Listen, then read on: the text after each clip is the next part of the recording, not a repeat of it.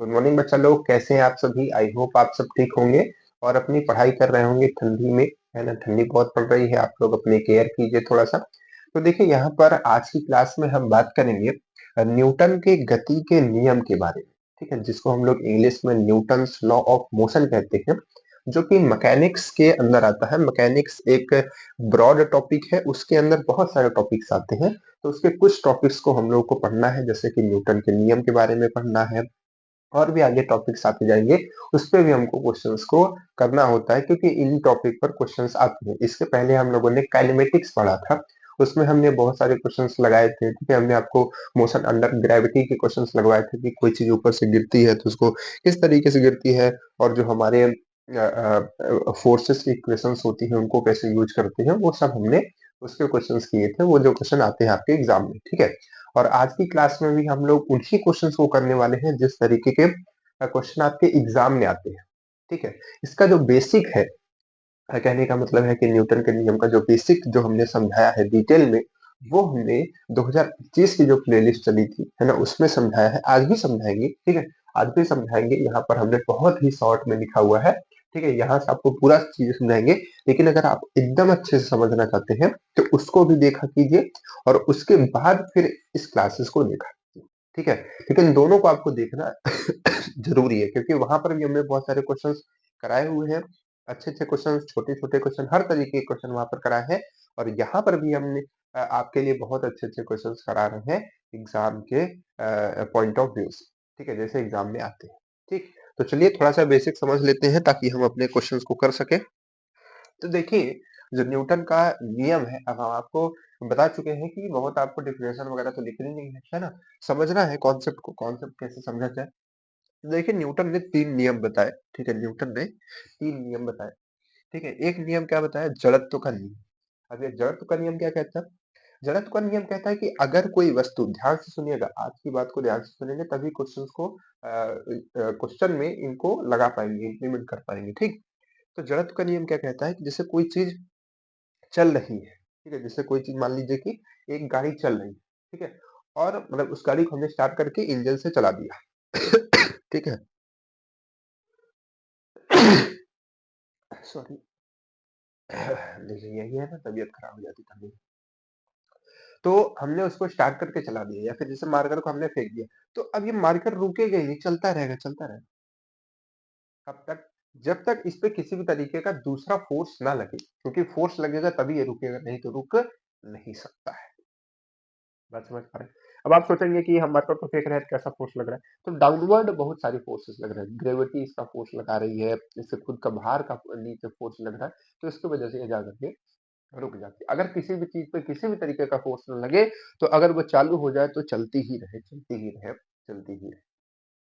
ठीक है, और दूसरी बात क्या बताते हैं इसमें, इसीलिए में दूसरी बात बताते हैं कि अगर कोई चीज रखी हुई है तो वो रखी ही रहेगी, वो अपने से चलेगी नहीं। कब तक, जब तक उस पर कोई भी फोर्स लगेगा नहीं। ठीक है, तो दो बातें लिखने बताई जड़त्व के नियम में। एक बात बताई कि अगर कोई चीज चल रही है तो चलती ही रहेगी, और अगर कोई चीज रुकी हुई है तो वो रुकी ही रहेगी। यानी कि अपने गति में वो कोई भी चेंज नहीं करेगी। कब तक, अपनी स्थिति में चेंज नहीं करेगी। कब तक, जब तक उस पर कोई भी फोर्स ना लगाएगा। ठीक है, चलने के लिए भी फोर्स लगाना पड़ेगा और रुकने के लिए भी फोर्स लगाना पड़ेगा। ठीक है, ये कहता है जड़त्व का नियम। ठीक है, जड़त्व के नियम के बहुत सारे एग्जांपल्स हैं। जैसे जैसे देखिए, एक छोटा सा एग्जांपल हम आपको बताते हैं। ये क्या है, समझ तो गए होंगे, है ना, क्या मतलब बनने जा रहा है।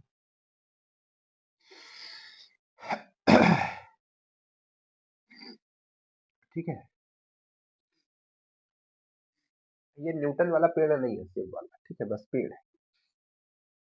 ठीक है, और इसमें एक यहाँ पर आम जो है वो लगा हुआ है। ठीक है, आम लगा हुआ है, आम का सीजन उजन भी आएगा धीरे धीरे। तो आम लगा हुआ है। अब यहाँ पर भी जड़त्व का नियम काम करता है। कैसे, जैसे कि जब आंधी आती है, हवा चलता है, तो आम नीचे गिरते हैं, आपने देखा होगा। तो वो कैसे गिरते हैं, क्या कारण होता है, तो देखिए, जब शांत है सब कुछ, तो एकदम इसी फोटो के जैसा सब कुछ दिखेगा कि आम लटक रहा है, ये ऐसा है।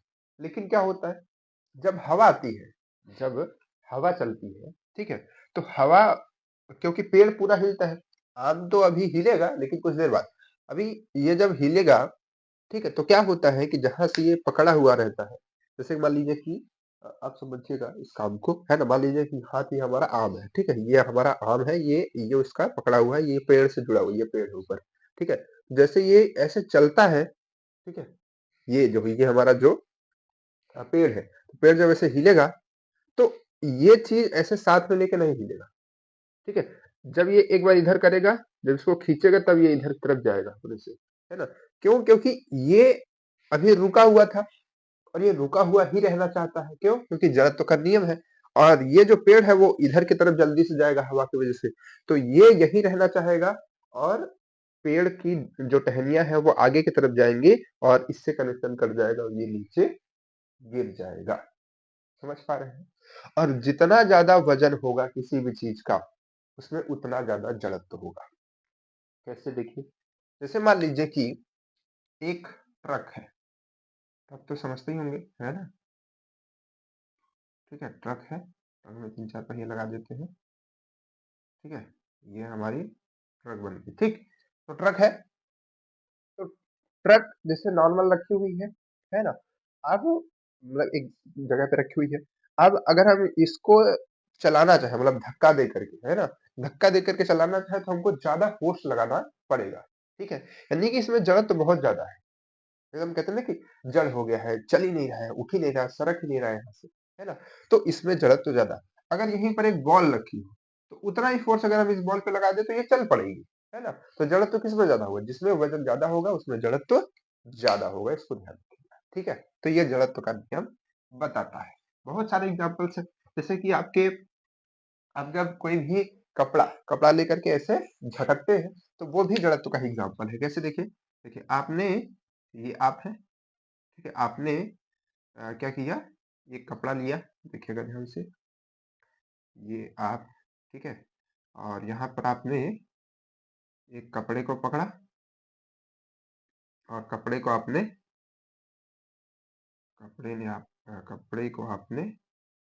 इस तरीके से मान लीजिए झटका, ऐसे करके, तो ऐसे झटकते ही, तो जैसे ही ऐसे उठाते हैं ऊपर, तो उसमें क्या करते हैं, उसको क्या करते हैं, गति देते हैं, ठीक है, ऊपर की तरफ, ठीक है, कि ऊपर की तरफ तुम जाओ, है ना, तो जब चदरा ऊपर की तरफ या कपड़ा जो भी है ऊपर की तरफ जा रहा होता है, तो उसमें जो बैठी धूल मिट्टी है वो भी ऊपर की तरफ ऐसे जा रही होती है, और जैसे ही ऊपर पहुंचती है तो हम दिमाग लगाते हैं कि अब चदरे को नीचे खींचने हैं, तो हम बहुत ही तेजी से नीचे को उसको खींचते हैं, तो उससे क्या होता है कि इसी के साथ साथ जो पार्टिकल जा रहे थे, धूल के कण जा रहे थे, क्योंकि एक बार हम तो ऊपर ले गए, तो जड़त्व का नियम क्या कहता है कि अगर जब वो कोई चीज ऊपर जा रही है तो ऊपर ही जाती रहेगी, है ना, जब तक उस पर कोई फोर्स न लगे, तो वो ऊपर ही जा रही थी, और हमने बहुत तेजी से फिर नीचे कर लिया, तो उससे क्या हुआ, जब हमने नीचे किया तो जो यहाँ पर पार्टिकल थे वो जहां पर थे अपने ही पोजीशन पर रह गए, और हमारा जो चंद्रा है वो नीचे आ गया,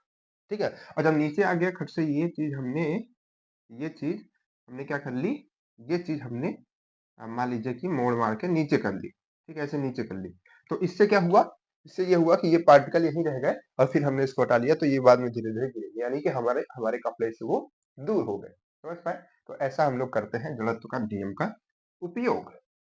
ठीक है, समझ पाए कि नहीं? चलिए, बहुत अच्छी बात है, अगर समझ गए तो। अब देखिए, अब हम बात करते हैं दूसरे नियम की। न्यूटन का दूसरा नियम सबको इस तरीके से देखने को मिलता है, सबके दिमाग में ही रहता है कि F is equal to m into a, है ना, लेकिन ये कहाँ से आया? ठीक है, नियम क्या यही स्टार्टिंग में दिया गया था? तो ऐसा नहीं है, ये नियम नहीं दिया गया था, नियम जो है ये दिया गया था, ठीक है, उस नियम से ये फॉर्मूला जरूर बनता है, लेकिन नियम आपका यही दिया गया था, ठीक है, ये वाला। तो ये नियम क्या कहता है? ये नियम कहता है कि कोई भी जो हम बल लगाते हैं, ठीक, तो हम बल लगाते हैं, किसी भी वस्तु पर जब बल लगता है, ठीक है, ठीक है, जैसे एक वस्तु है यहाँ पर, ठीक है, और इसी वस्तु पर क्या करेंगे, मतलब कि मान लीजिए कि m मास की है, ठीक है, और यहां से हमने इसको u वेग से फेंक दिया। ठीक है, फेंका। अब फेंकेंगे तो कुछ ना कुछ क्या लगेगा, कुछ ना कुछ फोर्स लगेगा। क्या लगेगा, कुछ ना कुछ फोर्स लगेगा। फोर्स के ही द्वारा तो हम उसको एक जगह से दूसरी जगह ले जा सकते हैं। ठीक है, तो m मास की थी, u वेग से मतलब जब हमने फोर्स लगाया तो u वेग से ये चली और इधर यहाँ पर पहुंचती है, तो मास तो वही रहेगा लेकिन वेलोसिटी इसकी चेंज होगी, वेलोसिटी इसकी चेंज होगी। ठीक है, तो यहाँ पर आप देख पा रहे हैं कि एक टर्म मतलब एक पार्ट यहाँ पर आ रहा है, एक पार्ट यहाँ पर आ रहा है कि जब हम किसी भी बॉडी पर, जब हम किसी पिंड पर फोर्स अप्लाई करते हैं तो उसका जो मास होता है, उसका जो वेलोसिटी होती है स्टार्टिंग की, ठीक है, और जो लास्ट की वेलोसिटी होती है, ठीक है, आपकी मास तो वही रहेगा, वेलोसिटी चेंज होगी, मास भी चेंज हो सकता है, वो भी क्वेश्चन में आएंगे। ठीक है, तो वेलोसिटी रहेगी, तो इनका इन दोनों को मिला करके यानी कि m और v, जैसे किसी भी पिंड का मास और किसी भी पिंड का वेग, इसको मिला करके क्या बनता है, संवेग बनता है। ध्यान समझिएगा, जैसे जैसे मान लीजिए कि ये हमारे पास डब्बा है, तो इस डब्बा को जब हम आगे फेंकते हैं तो दो चीजें जाती है, एक तो भाई इसका मास है, वो तो जा ही रहा है, और किस वेलोसिटी से जा रहा है, दो बातें आती है ना, एक एक तो इसका मास क्या है और किस वेलोसिटी से जा रहा है। 1 किलो का पार्ट है, 10 की रफ्तार से जा रहा है। ठीक है, 5 किलो का पार्ट है, 1 किलो की रफ्तार से जा रहा है। मतलब उसमें दो चीज आती है कि एक इसका मास क्या है और एक इसकी वेलोसिटी क्या है। तो इस मास और वेलोसिटी को मिला करके हमारे पास सॉरी संवेग बनता है। ठीक है, तो ये हो जाएगा एम यू संवेग। ठीक है, इसको हम इनिशियल संवेग कहेंगे। स्टार्टिंग में संवेग क्या था और लास्ट में संवेग क्या था, लास्ट में संवेग था एम यू वी। ठीक है, तो एम यू स्टार्टिंग में था, एम वी लास्ट में था संवेग। ठीक है, तो दोनों अब संवेग हो गए।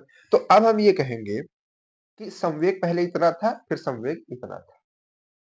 ठीक है, जब हम फोर्स लगाएंगे तो इतने से इतने होने में संवेग मतलब इस संवेग से इस संवेग होने में कुछ ना कुछ टाइम भी लगेगा, है ना। ऐसा तो है नहीं कि हमने छुआ खट से हो गया, है ना। कुछ ना कुछ तो मिली सेकेंड, सेकेंड 10 सेकेंड 15 सेकेंड कुछ ना कुछ तो टाइम लगेगा।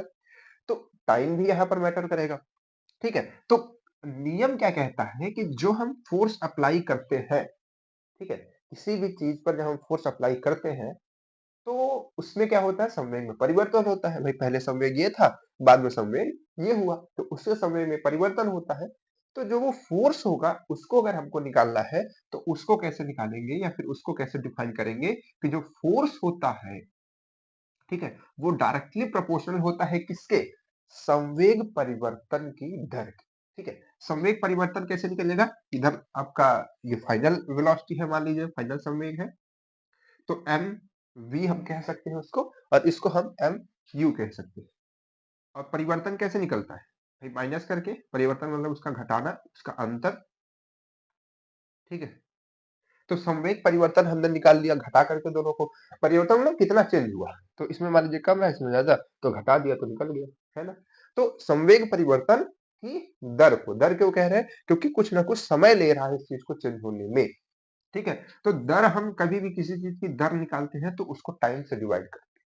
ठीक है, जैसे कार्य की दर निकालेंगे तो कार्य को आप टी से डिवाइड कर देंगे तो कार्य की दर आ जाएगी। ठीक है, तो यहाँ पर जो है ये संवेग परिवर्तन की दर जो होती है वो किसके प्रोपोर्शनल होती है, फोर्स से। या फिर हम ये कह सकते हैं कि जब हम किसी पिंड पर फोर्स लगाते हैं तो जो फोर्स लगाते हैं तो उसके संवेग में जो परिवर्तन होता है उसी के दर के वो बराबर होता है।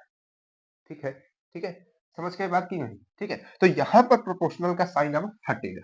आप समझ पाइए कहाँ से आया, है ना।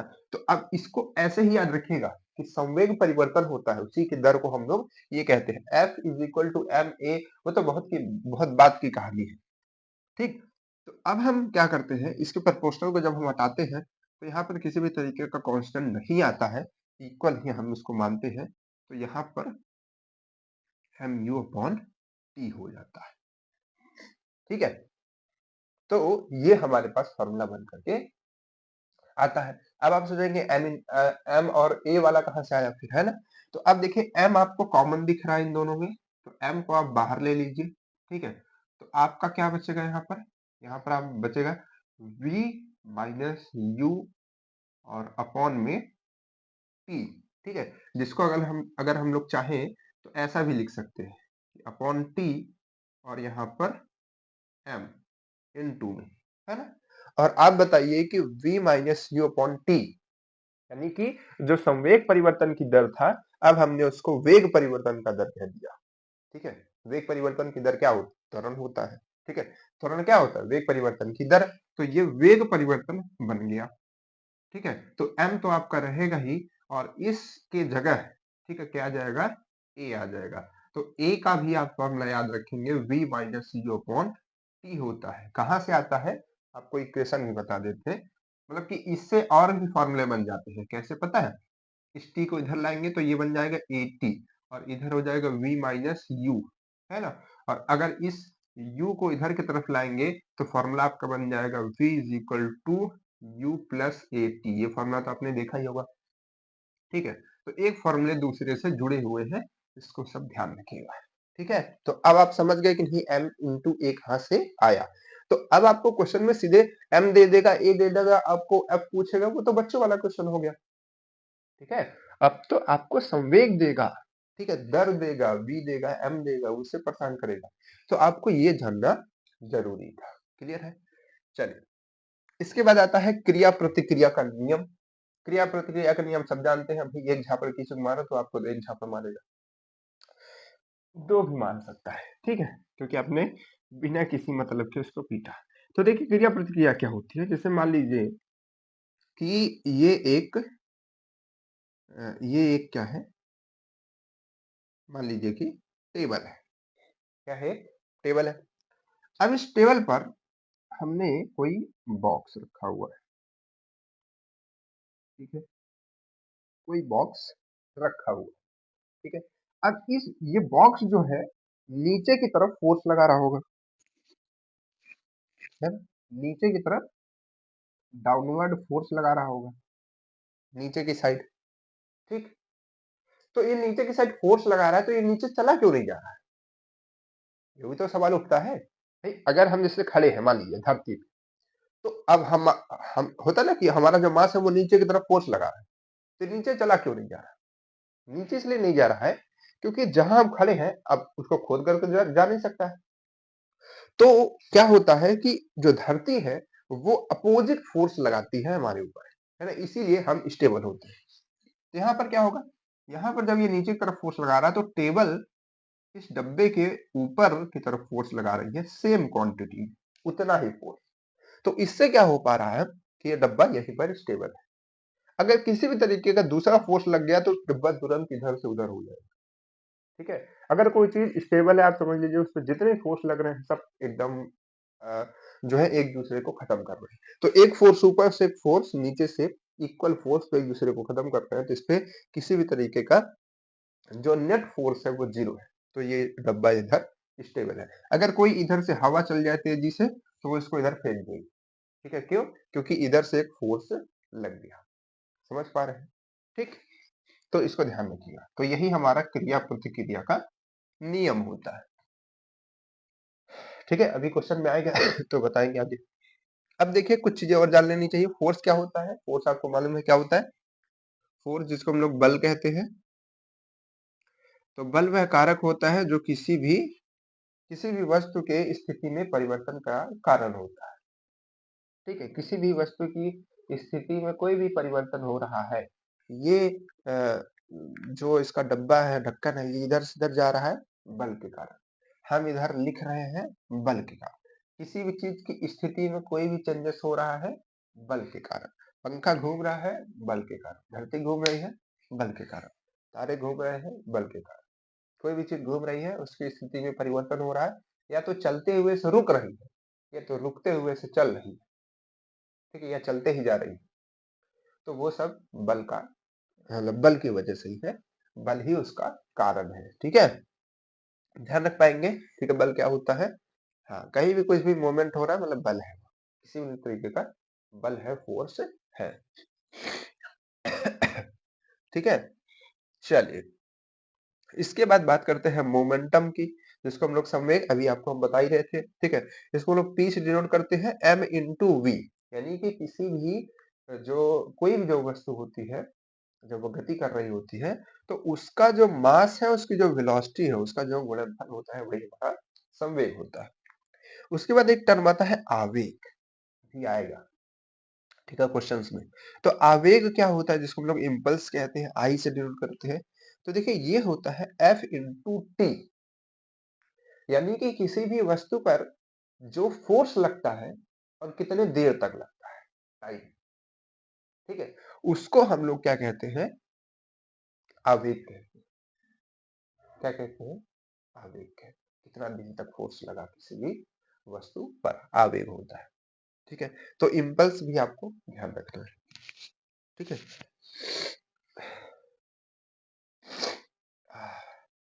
तबीयत जो है ना बहुत खराब हो चुकी है इससे। चलिए, समझ पाए ना, है ना। अब देखिए यहीं पर आपको एक फॉर्मूला और बता देते हैं इसके रिगार्डिंग। देखिए हमको पता है कि F इंटू टी होता है, फोर्स और समय का मल्टीप्लाई जो होता है इम्पल्स होता है। तो यहाँ पर फोर्स बराबर क्या होता है, ये टर्म होता है, नहीं होता, हमने आपको बताया। तो यहाँ से अगर हम लिख दे m v m u upon t, ठीक है, और इंटू एक टी तो एक्स्ट्रा है ही, तो टी से टी कट जाएगा, बचेगा क्या, एम यू, ठीक है। देखिए सुबह सुबह क्लास लेने का यही नुकसान होता है आपके लिए, 5 बजे क्लास और रात के 11 बजे 12 बजे क्लासेस, तो जुकाम, ठीक है, थकान, ये सारी चीजें होती है।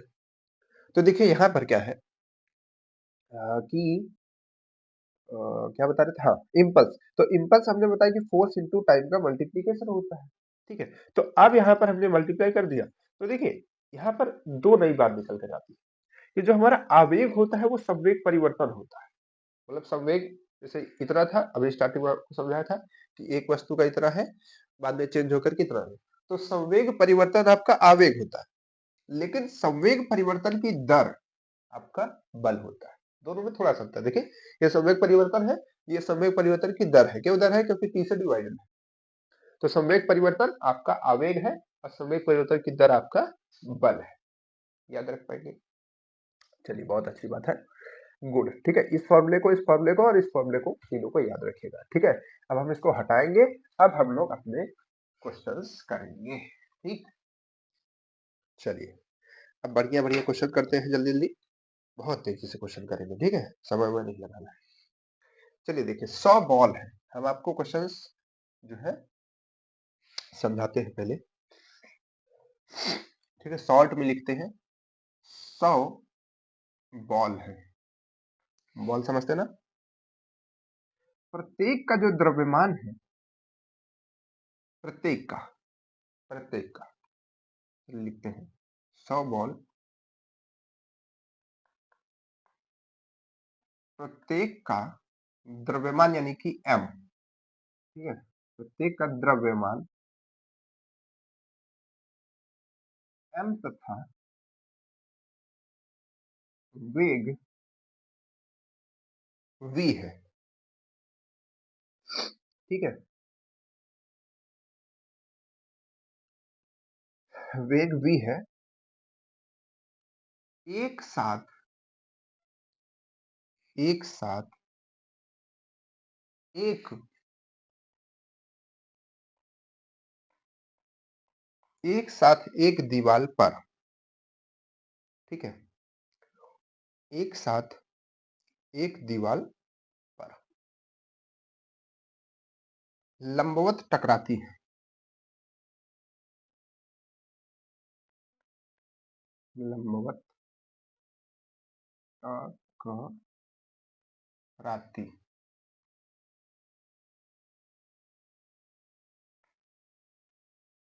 टकराती हैं तथा समान वेग से वापस आ जाती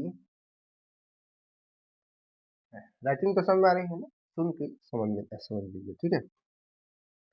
अच्छा, वापस समान गति से, एक सेकंड, समान वेग से, ऐसे लिखिए, समान वेग से टी समय में वापस आ जाती है। दीवार पर, इसको समझ में आ रहा है, करता रहे।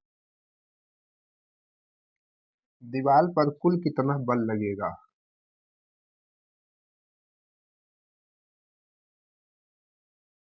आपके ऑप्शंस हैं m v upon t, 200 m v T,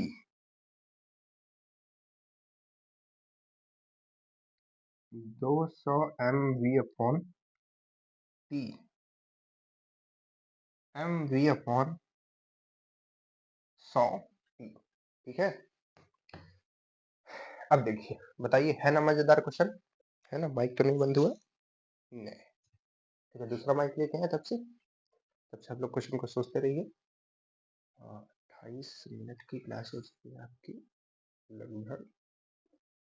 कैमरे का रेजोल्यूशन थोड़ा डाउन कर दीजिए, ठीक है। चलिए, तब से आप लोग लगाते रहिए। क्या हुआ, लग गया क्वेश्चन? देखिए, माइक चार्जिंग पे लगा था ना, तो अब क्या हुआ?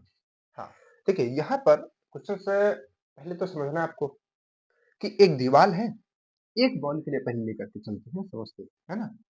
एक दीवार है, इस पर एक बॉल यहाँ से फेंकी गई, ठीक है, आई, इस पे टकराई, वापस आई, ठीक है। मास क्या है? एम, एम, ठीक है।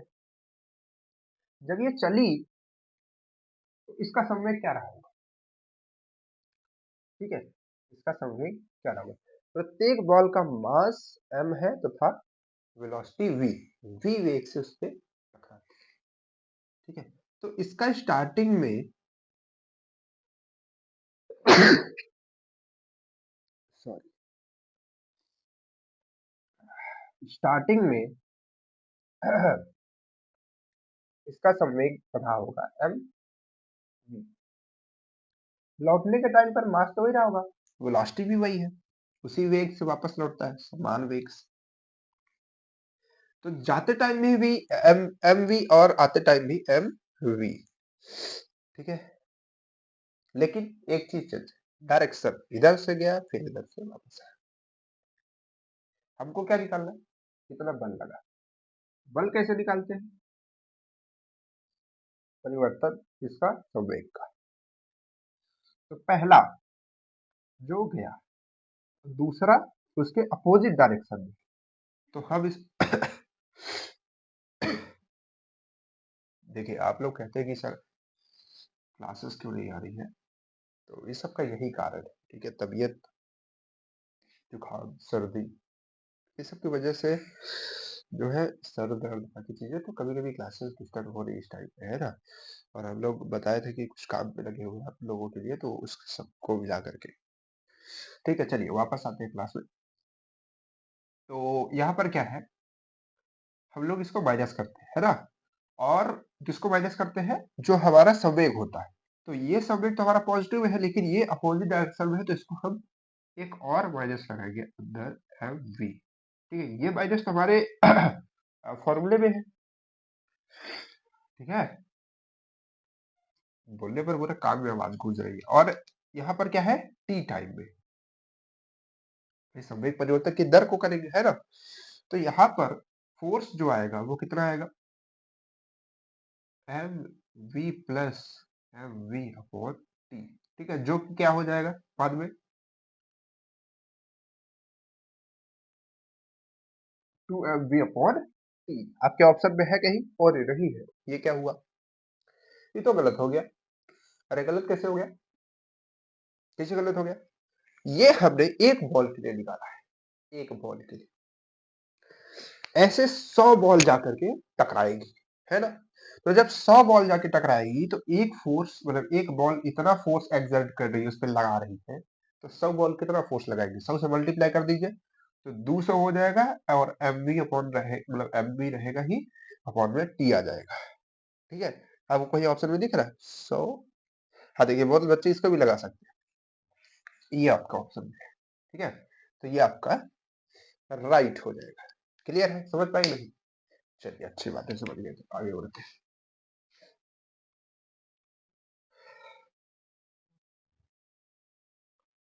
ठीक है, अगले क्वेश्चन की तरफ। अगला क्वेश्चन क्या है, देखिए पुलिस से क्वेश्चन आगे।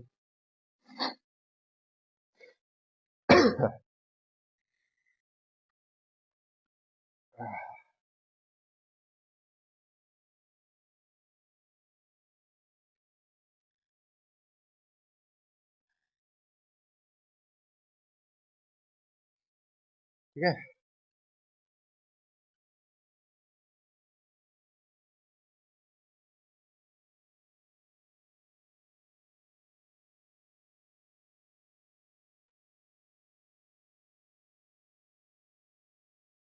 ठीक।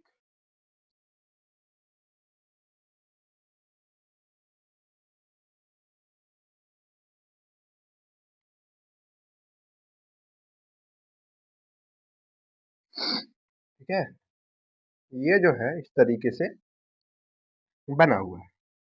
ये है आपका 1 kg का, ये है 2 kg का। ठीक है, ये है आपका 2 kg का, और ये है आपका 1 kg का। ठीक है, इसमें देखिए डोरी है। डोरी में क्या आता है, जब हम खींचते तो तनाव आता है। ठीक है, जिसको हम लोग टेंशन बोलते हैं इंग्लिश में, है ना? तो यहाँ पर एक टेंशन आएगा, तो इसको कह रहा है कि ये T2 है। मतलब कि इस डोरी में जो ये डोरी है इसमें T2 है। इस डोरी में ये जो डोरी है उसमें क्या है, T3 है, T3 है। और इस छोटी सी डोरी में क्या है, T1 है। ठीक है, तब आपसे क्वेश्चन क्या पूछा है, क्या है कि निम्न में से निम्न में से कौन सही नहीं है? ठीक है, निम्न में से कौन सा सही नहीं है? क्या है? T1 is greater than T3,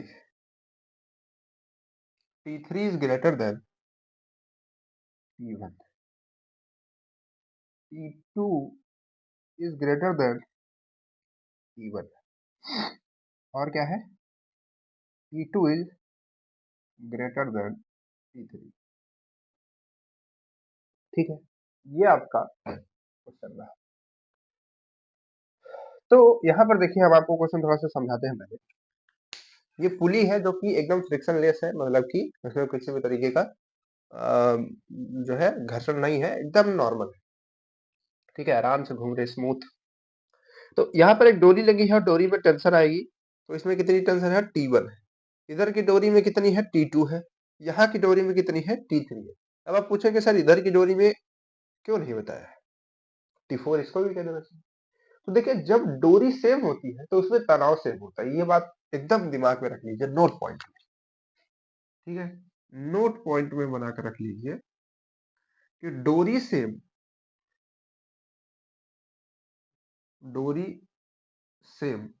तो टेंशन सेम, डोरी सेम तो तनाव सेम। टेंशन मतलब तनाव, कौन सा, जो वो तनी रहती है। ठीक है, यहां से यहां तक एक डोरी थी, बीच में कोई पार्ट है, तो इसका टेंशन सेम था, T1। इसका टेंशन T2, सॉरी T3। लेकिन इसका T2 क्यों हुआ, यहाँ से यहाँ तक का पूरा, क्योंकि यहाँ से लेकर यहाँ तक की डोरी पूरी एक है। तो जितना टेंशन इधर के पार्ट में होगा उतना ही टेंशन इधर, उधर टेंशन ऊपर, हर जगह उतना ही टेंशन होगा, उसमें कोई भी चेंज नहीं आएगा। ठीक है, सही है, कोई दिक्कत नहीं होनी चाहिए। ठीक है, बहुत अच्छी बात है। अब अगर हमको इस क्वेश्चन का आंसर देना है तो हमको T1, T2, T3 चाहिए, तभी ना हम बता पाएंगे कौन छोटा है कौन बड़ा है। ठीक है, तो चलिए हम आपको कुछ कॉन्सेप्ट को समझाते हैं। अब देखिए यहाँ पर क्रिया प्रतिक्रिया का नियम आएगा। कैसे? अब आप सारी कहानी को भूल जाइए, अभी केवल यहाँ पर देखिए, यहाँ पर इस पार्ट में जो कि 1 केजी का है। अब ये 1 केजी का है तो नीचे जाना चाह रहा होगा, है ना, नीचे जाना चाह रहा होगा, मतलब नीचे की तरफ फोर्स लगाएगा, ऑब्वियस सी बात है। तो नीचे की तरफ फोर्स लगाएगा तो ये कितना फोर्स नीचे की तरफ जनरेट कर पा रहा होगा, कितना फोर्स नीचे की तरफ जनरेट कर पा रहा है ना? कौन खींच रहा है नीचे? फोर्स बराबर क्या होता है इसमें? फोर्स बराबर क्या होता है? अब वो फॉर्मूला जो है हमारा मूवमेंट वाला, अभी उसको रहने देते, क्योंकि यहाँ पर मूवमेंट लगाएंगे तो फिर वो नहीं ले पाएगा, क्योंकि बहुत अलग अलग चीजें हैं, है ना, समय वगैरह नहीं दिया है। तो समय नहीं दिया है तो हम क्या करेंगे, हम m इंटू ए का इस्तेमाल यहाँ पर करेंगे।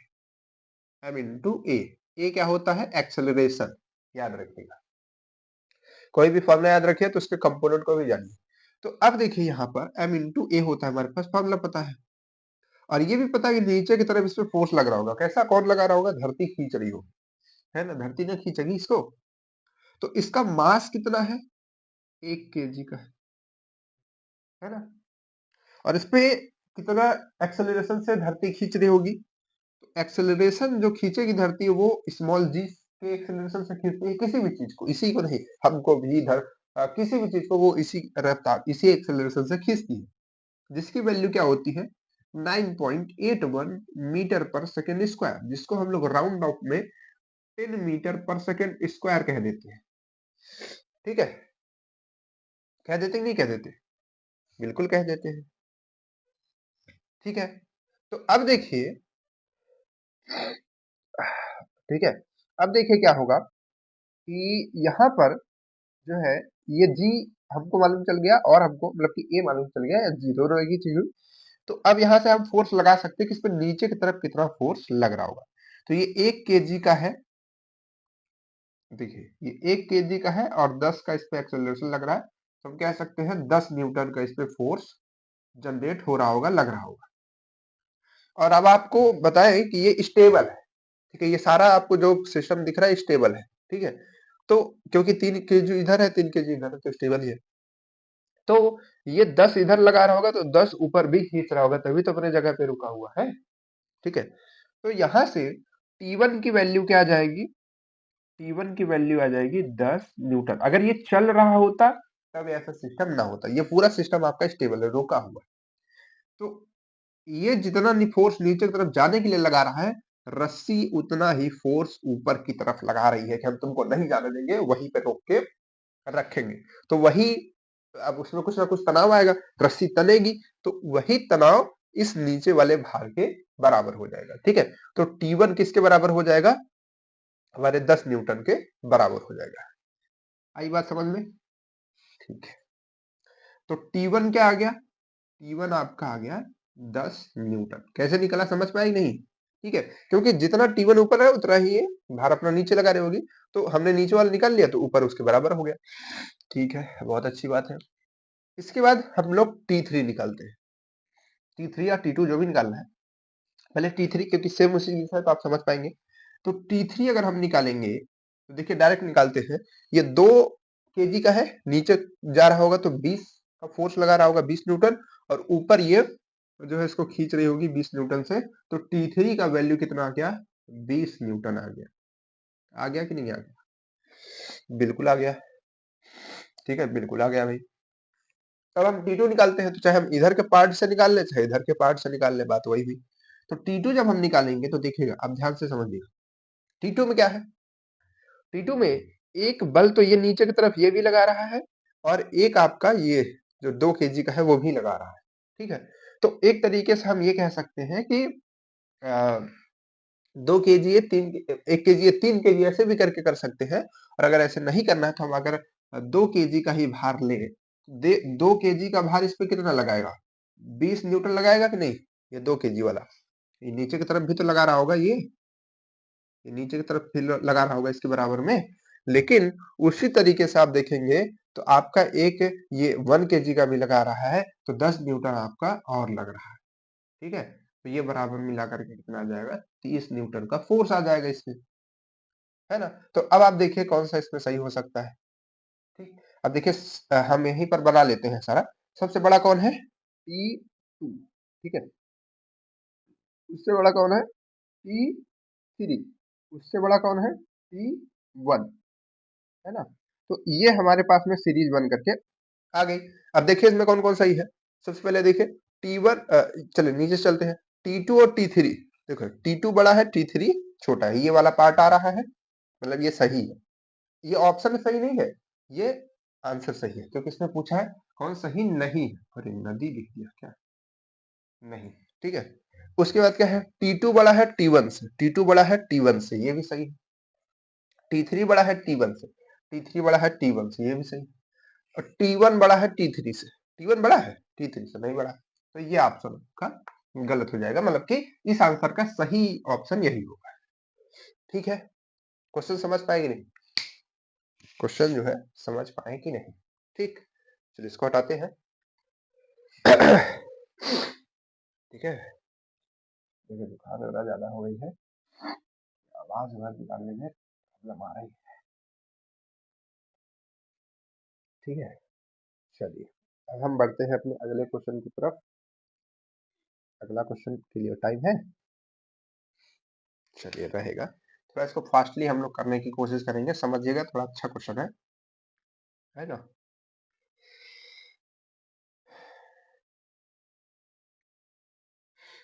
ठीक,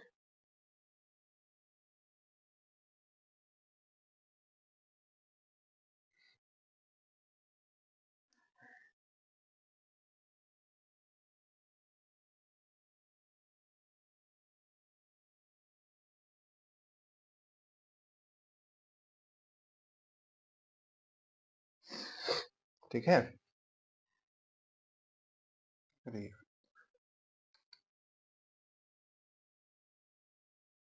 चलिए देखिएगा ध्यान से।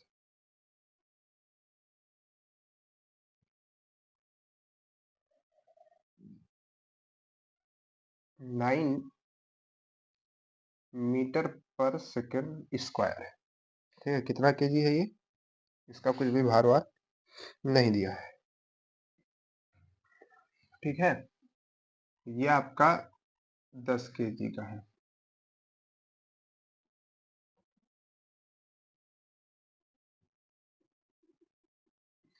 जो कि एक स्मूथ सरफेस पे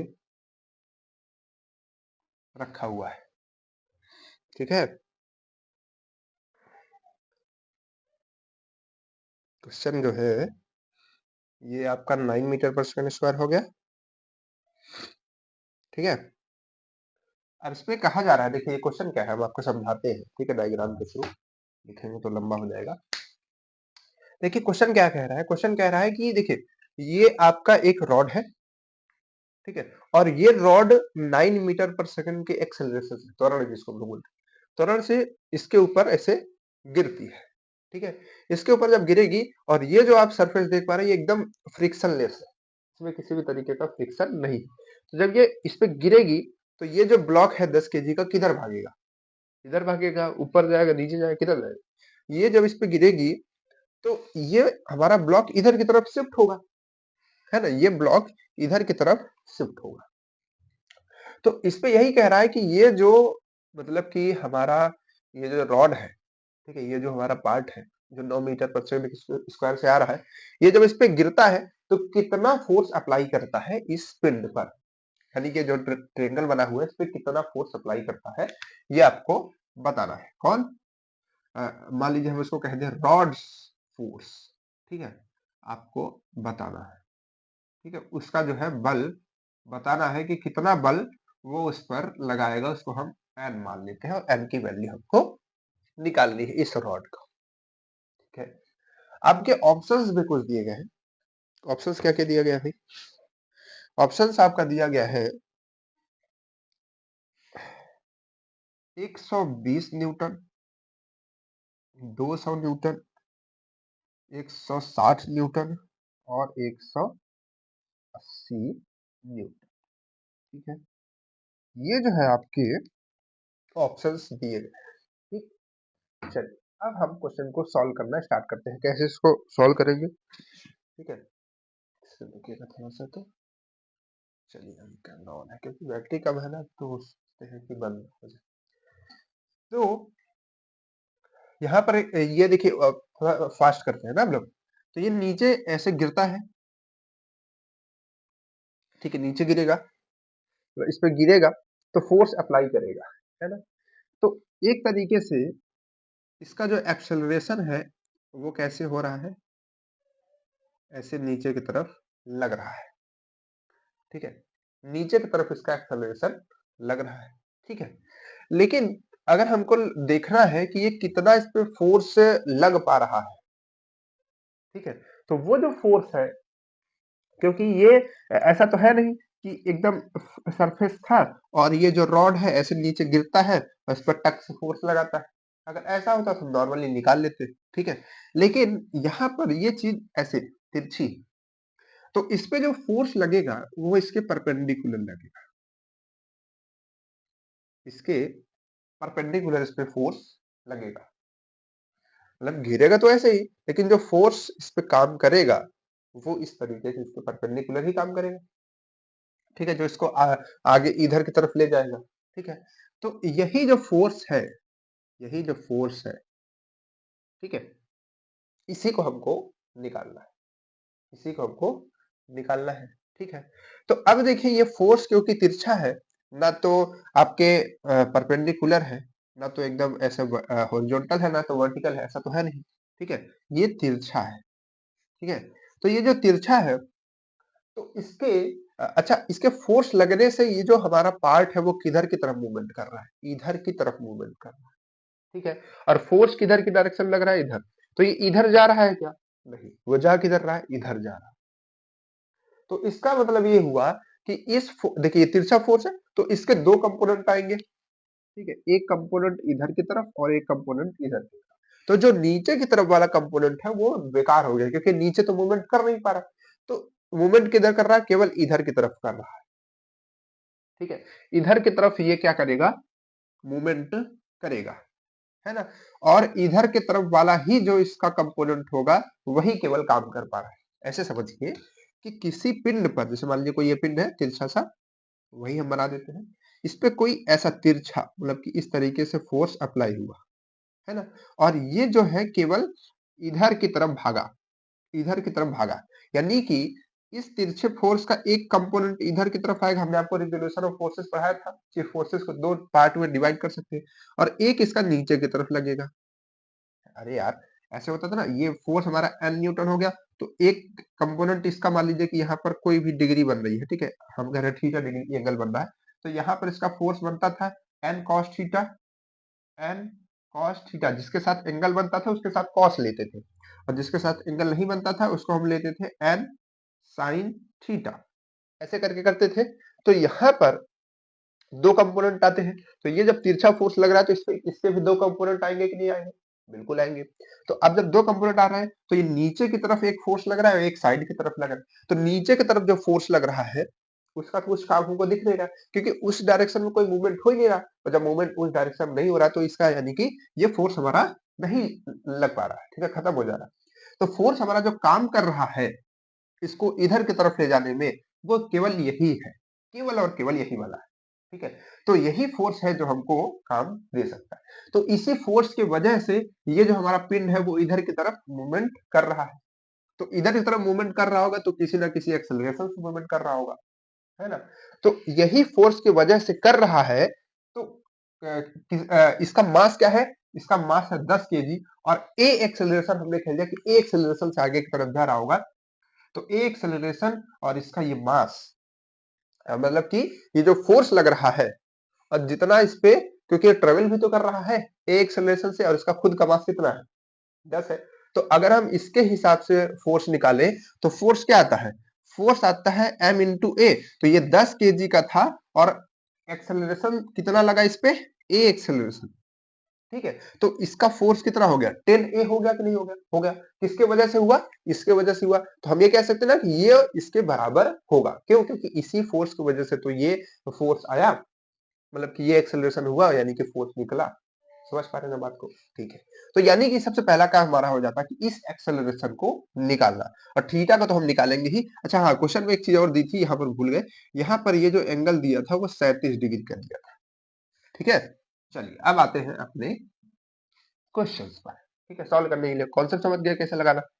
चलिए, तो अब देखिए हम ये मानते हैं कि ये जो आपका ट्रायंगल है, मतलब कि ये जो पार्ट आपका दिख रहा है वो कुछ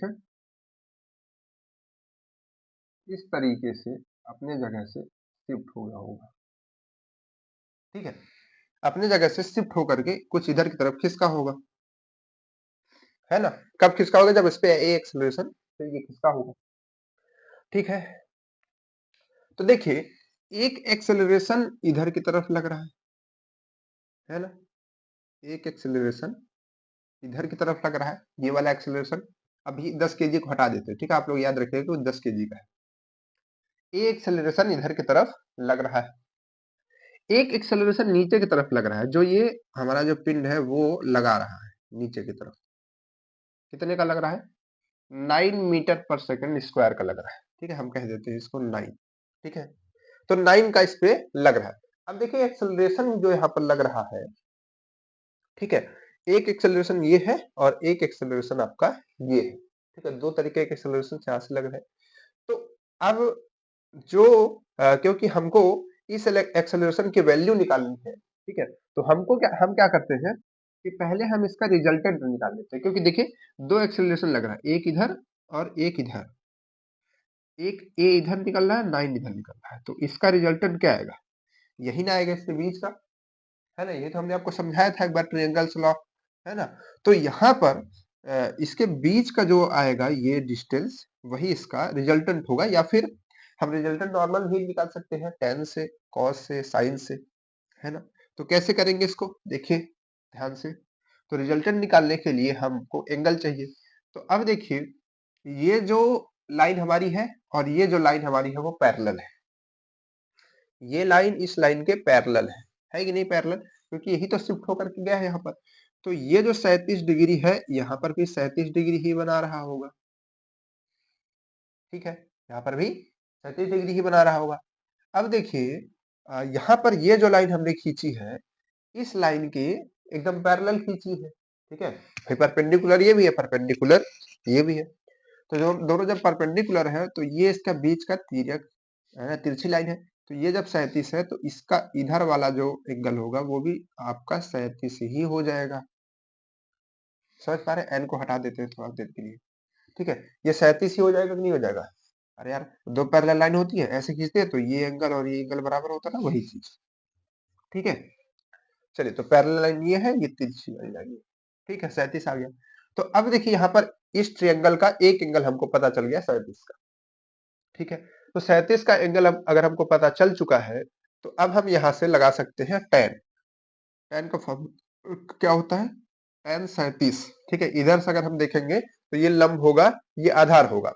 तो tan बराबर क्या होता है, लंब बटे आधार। तो 9 मीटर पर सेकंड स्क्वायर, और एक आ जाएगा a,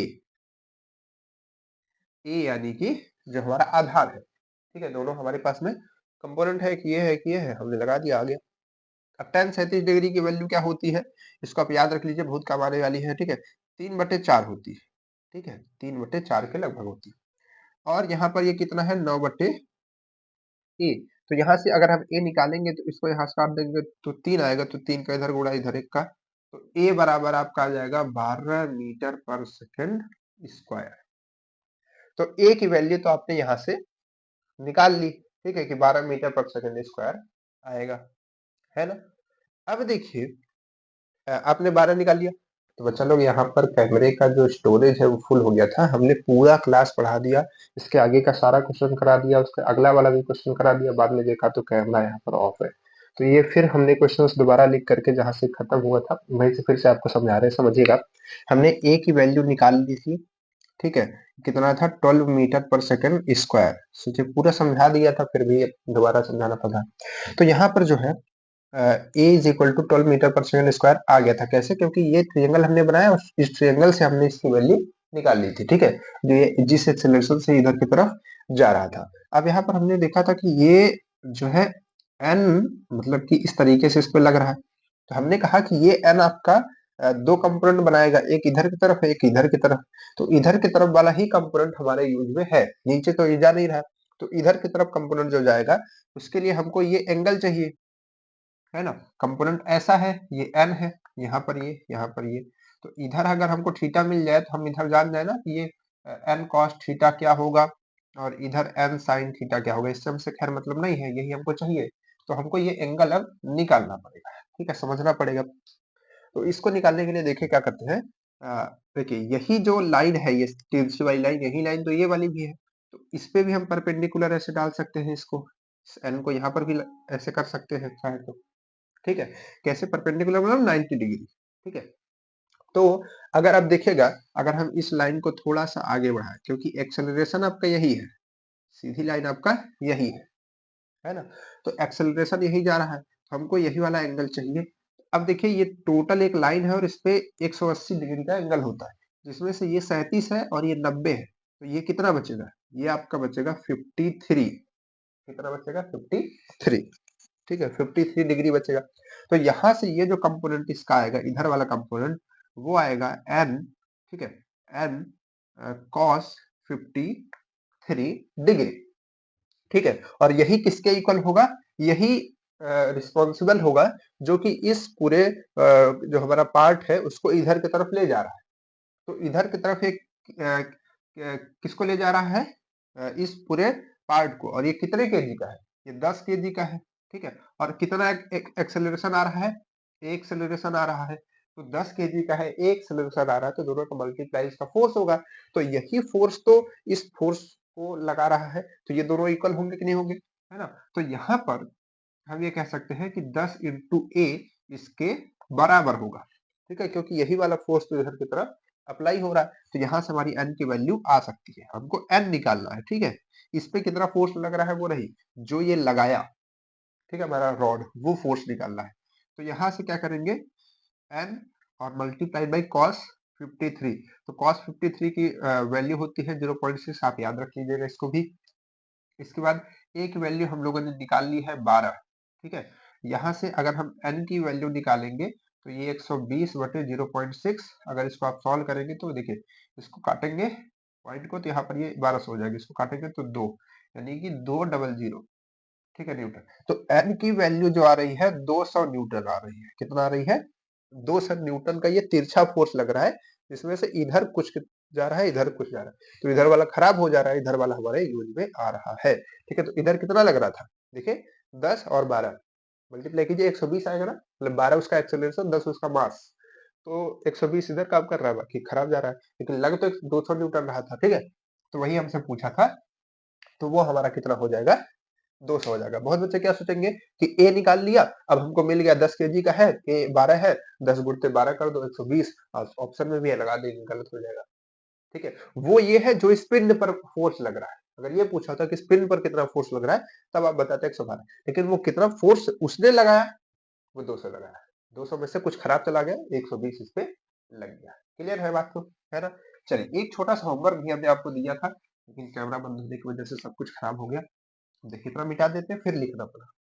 ठीक है, छोटा सा होमवर्क है, बताइएगा सबसे अधिक जड़त्व, अधिक जड़त्व किसमें है? ठीक है, पहला ऑप्शन था आपका अणु, यानी कि एक अणु में है, या फिर एक परमाणु में है, या फिर 1 रुपए के एक सिक्के,